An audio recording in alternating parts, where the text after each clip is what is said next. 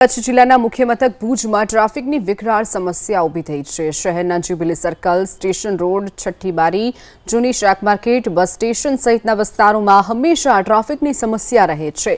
કરોડોના ખર્ચે ભુજનું નવું બસ પોર્ટ બનાવવામાં આવ્યું છે, પરંતુ બસ પોર્ટની બહાર આડેધડ વાહનો પાર્ક કરાતા એસટીની બસો પણ બસ પોર્ટની અંદર જઈ શકતી ન હોવાનું અહીંયા દ્રશ્યો સર્જાયા। ભુજમાં પાર્કિંગ પ્લોટ છે, પરંતુ રાજનેતાઓના સમર્થકો જ દબાણ કરીને બેઠા છે। કેટલાક તો દુકાનો બનાવી દીધી છે, તો ભુજ ડેવલપમેન્ટ કાઉન્સિલે ટ્રાફિક સમસ્યાને દૂર કરવા ભુજ નગરપાલિકાને રજૂઆત પણ કરી હતી। ટ્રાફિકની સમસ્યા દિન પ્રતિદિન બહુ જ વિકરાળ સ્વરૂપ લઈ રહી છે।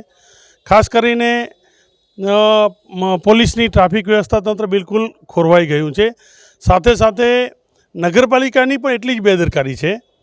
આખા પ્રકરણમાં જોઈએ તો ભુજ શહેરની અંદર ભુજનો પોશ વિસ્તાર ઘણા એવો જ્યુબિલી વિસ્તાર, જ્યાંથી હોસ્પિટલ રોડ જવા માટેની વાહન વ્યવહાર ટોટલી ત્યાંથી જતો હોય, મુન્દ્રા રોડ, બસ સ્ટેશન તરફનો રોડ અને માંડવી સાઈડ રોડ, ત્યાં એટલી લાંબી કતારો હોય છે, તેને કારણે હોસ્પિટલ જવા દર્દીઓ પરેશાન થાય છે। જોગવાઈ મુજબ 9 સાર્વજનિક પ્લોટ પાર્કિંગ માટે મૂકવામાં આવ્યા હતા, પણ એ પ્લોટ ઉપર માલતુજાર લોકોએ, રાજકીય સાંઠગાંઠતા લોકોએ અત્યારે દબાણ કરી લીધું છે। જ્યુબિલી ગ્રાઉન્ડ હોય, સ્ટેશન રોડ હોય, બસ સ્ટેશન હોય કે વાણિયાવાડ, મહેરાલી ચોક, ગમે ત્યાં ભુજ શહેર એટલે એક ટ્રાફિકનો હબ બની ગયું હોય।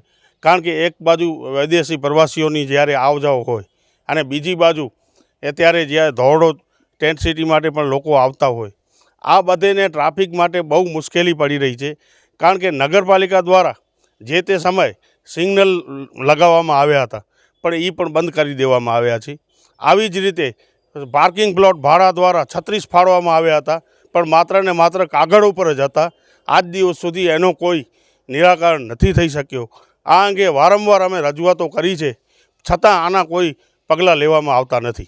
ભાડા દ્વારા જે 17 પાર્કિંગ પ્લોટ છે, જે આપણા નગરપાલિકાને સોંપવામાં આવ્યા હતા, જે તે સમયે દબાણ અને લારી ગલ્લાવાળા ઊભા રહેતા હતા। હમણાં જ આપણે ડ્રાઈવ કરી અને બધા જ પાર્કિંગ પ્લોટ ખુલ્લા કરાવ્યા છે અને નગરપાલિકા અને ટ્રાફિક પોલીસ બંનેના હસ્તક મૂક્યા છે કે મેક્સિમમ જેટલા પણ આ પાર્કિંગ પ્લોટમાં આપણે વાહનો પાર્કિંગ કરાવી શકીએ એટલા પ્રશ્નો ટ્રાફિકના ઓછા થાય।